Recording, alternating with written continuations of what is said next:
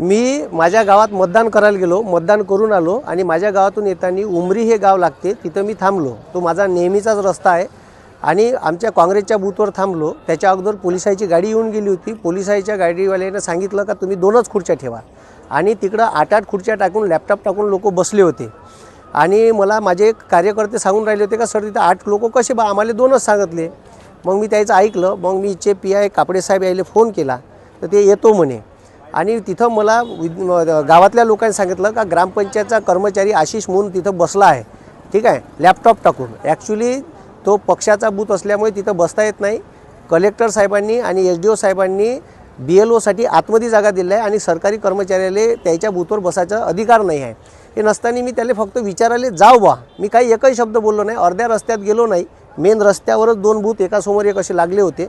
तर सरळ तो गुंडा प्रवृत्तीचा आणि आमदार पंकज भोयरचा पिलांटू सचिन खोशे यानं सरळ आणि त्याच्यावर क्रिमिनलचे बरेचसे आरोप आहे, त्याच्यावर गुन्हे दाखल आहे आणि तो डायरेक्ट माझ्या अंगावर येऊन मला मारहाण करून राहिला, ठीक आहे। मी एकही शब्द बोललोच नाही, म्हणजे मी रस्त्यानं चाललो तर डायरेक्ट माझ्या अंगावर आला, माय बहिणीच्या शिवा दिल्या, ठीक आहे, घाणेरड्या शिवा दिल्या, माझी गच्ची पकडली आणि मला डायरेक्ट मारायला भिडला।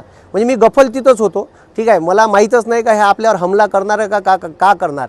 हे सरळ BJPचे माजलेले जे काही हे लोक आहे पोसून ठेवलेले, पंकज भोयर यांनी पोसून ठेवलेले लोक असे अरेरावी करतात आणि सरळ आणि त्याच्यानंतर बाकीचे लोक गावातले धावत आले तर त्याला म्हणे एका पाहून घेईन। माझी पत्नी सहित कुटुंबासहित मी येत होतो। माझी पोरगी माझ्या पत्नीच्या कडीस होती, ती मधात टाकायला आली तर तिचं इथं पकडलं आणि ती मला आडवी आली असताना माझ्या पोरी सगट मारहाण केली। माझ्या पोरीला एक ठुसा लागला, ती रडून राहिली होती। माझी पत्नी मधात आली असताना तिला ओढताण केली आणि तिलाही शिवीगाळ केली। अशा प्रवृत्तीचे लोक इथं महाराष्ट्रात राज करून राहिले आणि या वर्धेतसुद्धा याचा गुंडाराज सर्रास चालू आहे आणि त्याच्यावर एक प्रदेश प्रवक्ता राष्ट्रवादीचा असताना माझ्यावर त्यांनी हमला केला। म्हणजे तुम्ही विचार करा, मी एकही शब्द बोललोच नाही, म्हणजे मी डायरेक्ट रस्त्यानं मधातून चाललोच होतो तर डायरेक्ट माझ्यावर हमला केला। आणि हे योग्य आहे का? हे मतदारांनीच लक्षात घ्यावं। याची गुंडा प्रवृत्ती भ्रष्टाचार प्रचंड माजलेला आहे आणि हे सरळ अरेरावी करत आहे। मी काही एकही शब्द बोललो नसताना ही मारझोड केलेली आहे, ठीक आहे। आणि सरळ त्याच्यानंतर पुन्हा एक ठाकूर म्हणून तिथं माणूस आहे, एक जवादे म्हणून स्त्री आहे, ती सरळ माझ्या अंगावर आली, मला शिवीगाळ करू लागली, आई बहिणीच्या शिवा दिल्या घाणेरड्या। मी ऐकूनच राहिलो, माझं काही त्याच्यात स्टेटमेंट नव्हतं, तरी त्यांनी अशा पद्धतीचं माझ्यावर डायरेक्ट हल्ला करणं हा योग्य आहे का? हे लोकांनी समजून घ्यावं।